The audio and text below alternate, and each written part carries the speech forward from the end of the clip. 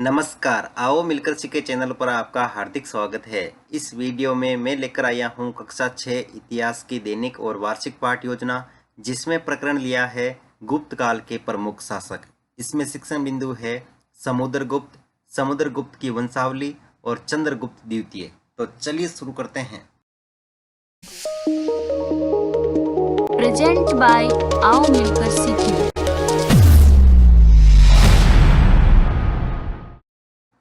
सर्वप्रथम लिखेंगे विद्यालय का नाम जहां पर आप ये लेसन प्रस्तुत करेंगे। कक्षा 6 विषय इतिहास प्रकरण गुप्त काल के प्रमुख शासक। यहाँ पर दिनांक, कालांश और समयावधि 30 मिनट। फिर टेबल बना करके एक तरफ लिखेंगे शिक्षण उद्देश्य, दूसरी तरफ अपेक्षित व्यवहारगत परिवर्तन।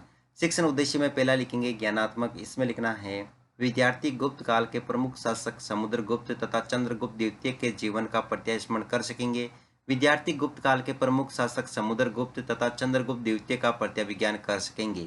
अवबोधात्मक विद्यार्थी गुप्त काल के प्रमुख शासक समुद्रगुप्त तथा चंद्रगुप्त द्वितीय के जीवन में विभिन्न कारणों को स्पष्ट कर सकेंगे। विद्यार्थी गुप्त काल के प्रमुख शासकों की अन्य शासकों के मध्य तुलना कर सकेंगे। फिर है ज्ञानोपयोग, जिसमें लिखेंगे विद्यार्थी गुप्त काल के प्रमुख शासकों के संबंध में सीखे गए ज्ञान को अपने भावी जीवन में आवश्यकता अनुसार उपयोग कर सकेंगे। विद्यार्थी गुप्त काल के प्रमुख शासक समुद्रगुप्त तथा चंद्रगुप्त द्वितीय के शासकों से संबंधित गतिविधियों का विश्लेषण कर सकेंगे। कौशल विद्यार्थी भारत के मानचित्र में गुप्त काल में हुए शासकों को अंकित करने की कुशलता का विकास कर सकेंगे। विद्यार्थी गुप्त काल के प्रमुख शासकों से संबंधित तथ्यों की तालिका तैयार करके प्रदर्शित कर सकेंगे। अभिरुचि विद्यार्थी गुप्त काल के प्रमुख शासकों के प्रति अध्ययन करने में रुचि ले सकेंगे। विद्यार्थी गुप्त काल के प्रमुख शासकों से संबंधित गतिविधियों की समस्याओं पर आपसी विचार विमर्श करने में रुचि ले सकेंगे। अभिवृत्ति विद्यार्थी गुप्त काल के प्रमुख शासकों के प्रति समीक्षात्मक दृष्टिकोण की भावना का विकास कर सकेंगे। विद्यार्थी गुप्त काल के प्रमुख शासकों के प्रति सकारात्मक दृष्टिकोण का दायित्व निभा सकेंगे। फिर है शिक्षण सहायक सामग्री, जिसमें लिखेंगे लपेट फलक, श्यामपट्ट, चौक, डस्टर, संकेतक एवं अन्य कक्षा उपयोगी शिक्षण सहायक सामग्री। पूर्व विज्ञान विद्यार्थी गुप्त काल के प्रमुख शासकों के बारे में सामान्य जानकारी रखते हैं। फिर है प्रस्तावना प्रश्न, जिसमें टेबल ड्रॉ करके लिखेंगे छात्राध्यापक क्रियाएं, दूसरी तरफ विद्यार्थी क्रियाएं। अगर आप छात्राध्यापिका हैं तो जहां पर भी छात्राध्यापक लिखा है उसकी जगह आप छात्राध्यापिका लिखेंगे। इसमें फर्स्ट क्वेश्चन, तक्षशिला के प्रमुख शिक्षक कौन थे? आचार्य चाणक्य। आचार्य चाणक्य का शिष्य कौन था? चंद्रगुप्त मौर्य। चंद्रगुप्त के वंश का नाम क्या था? मौर्य वंश। मौर्य वंश के पश्चात किस वंश का उदय हुआ? गुप्त काल, गुप्त वंश का। अगला क्वेश्चन है गुप्त काल के प्रमुख शासकों के बारे में आप क्या जानते हैं? समस्यात्मक प्रश्न।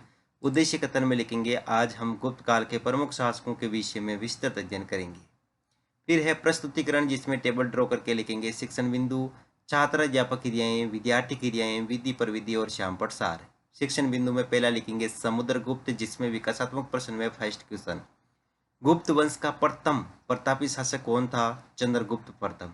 चंद्रगुप्त प्रथम के पश्चात शासक कौन हुआ? समुद्रगुप्त। समुद्रगुप्त के विषय में आप क्या जानते हैं? निरुत्तर विधि में प्रश्नोत्तर विधि। फिर है छात्राध्यापक कथन, जिसमें लिखेंगे चंद्रगुप्त प्रथम के बाद उसका पुत्र समुद्रगुप्त शासक बना था। समुद्रगुप्त के बारे में हमें इलाहाबाद में अशोक स्तंभ पर खुदे एक लंबे अभिलेख से पता चलता है। इसकी रचना समुद्रगुप्त के दरबार में कवि व मंत्री रहे हरिसेन ने एक काव्य प्रयाग प्रशस्ति में की थी। यह एक विशेष किस्म का अभिलेख है जिसे प्रशस्ति कहते हैं। यह एक संस्कृत शब्द है जिसका अर्थ प्रशंसा होता है। समुद्रगुप्त एक महान विजेता था जिसने कई विजय प्राप्त की।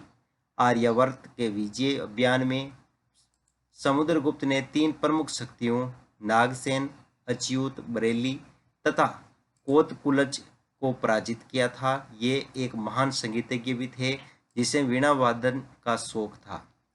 और यहाँ पर दोस्तों विद्यार्थी क्रिया लिखेंगे, विद्यार्थी ध्यानपूर्वक सुनेंगे। विधि में वाक्यान विधि और श्यामपट्ट सार में समुद्रगुप्त के बारे में हमें इलाहाबाद में अशोक स्तंभ पर खुदे एक लंबे अभिलेख से पता चलता है जिसकी रचना हरिसेन ने प्रयाग प्रशस्ति में की थी। और यहाँ पर समुद्रगुप्त से संबंधित यहाँ पर जो सिक्के प्रचलित थे उसका हम चित्र चिपकाएंगे। और बोध प्रश्न में लिखेंगे फर्स्ट क्वेश्चन, समुद्रगुप्त कौन था? एक महान विजेता।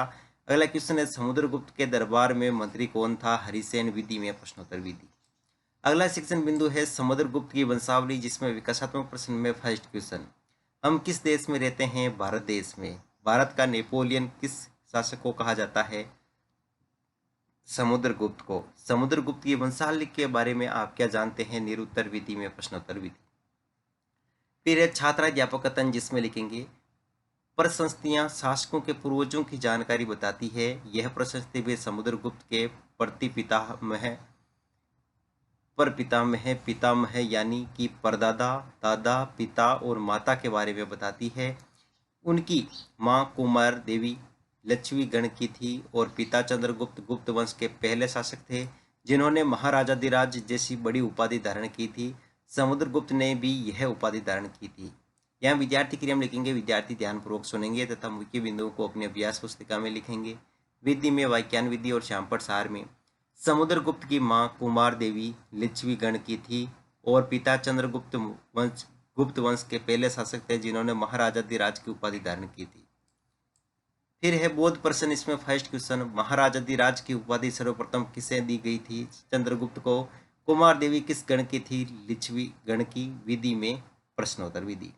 अगला शिक्षण बिंदु है चंद्रगुप्त द्वितीय विक्रमादित्य, जिसमें विकासात्मक प्रश्न में फर्स्ट क्वेश्चन।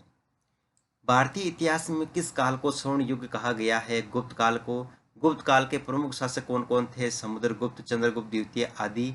और अगला क्वेश्चन है चंद्रगुप्त द्वितीय के बारे में आप क्या जानते हैं? निरुत्तर विधि में प्रश्नोत्तर विधि। फिर है छात्राध्यापक कथन, जिसमें लिखेंगे समुद्रगुप्त के बाद उसका पुत्र चंद्रगुप्त द्वितीय की वंशावली से भी जानकारी मिलती है, जिसे देवराज या देवगुप्त देवश्री भी कहा जाता था। साम्राज्य विस्तार के कारण उसे विक्रमादित्य की उपाधि दी गई थी। उसके बारे में भी अभिलेखों तथा सिक्कों से पता चलता है कि उन्होंने पश्चिम भारत में सैन्य अभियान के में अंतिम शासक को परास्त किया था। बाद में ऐसा विश्वास किया जाने लगा कि उनका दरबार विद्वानों से भरा था। कवि कालिदास और खगोल शास्त्री आर्यभट्ट उनके दरबार में रहते थे। चंद्रगुप्त द्वितीय ने विक्रमादित्य की उपाधि धारण कर विक्रम संवत चलाया था। यहाँ पर विद्यार्थी क्रिया में लिखेंगे, विद्यार्थी ध्यानपूर्वक सुनेंगे तथा मुख्य बिंदुओं को अपनी अभ्यास पुस्तिका में लिखेंगे। विधि में वाक्यान विधि और श्यामपट सार में समुद्रगुप्त के बाद उसका पुत्र चंद्रगुप्त द्वितीय की वंशावली की जानकारी मिलती है, जिसे देवराज या देवगुप्त या देवश्री भी कहा जाता था। फिर है बोध प्रश्न, इसमें फर्स्ट क्वेश्चन, चंद्रगुप्त द्वितीय किसका पुत्र था? समुद्रगुप्त का। विक्रम संवत किसने चलाया था? चंद्रगुप्त द्वितीय ने। विधि में प्रश्नोत्तर विधि। फिर है मूल्यांकन प्रश्न, इसमें फर्स्ट क्वेश्चन, गुप्त काल का प्रथम शासक कौन था? चंद्रगुप्त प्रथम, समुद्रगुप्त, चंद्रगुप्त द्वितीय, कोई भी नहीं। प्रयाग प्रशस्ति की रचना ने की थी? समुद्रगुप्त या हरिसेन। अगला क्वेश्चन है समुद्रगुप्त को वीणा वादन का शौक था, सत्य या असत्य? चंद्रगुप्त द्वितीय के दरबारी कवि कौन कौन थे? चंद्रगुप्त द्वितीय ने किसे पराजित किया था? और गृह कार्य में लिखेंगे गुप्त काल के प्रमुख शासकों का वर्णन कीजिए, समुद्रगुप्त की वंशावली को स्पष्ट कीजिए और अंत में परिव्यक्त टिप्पणी।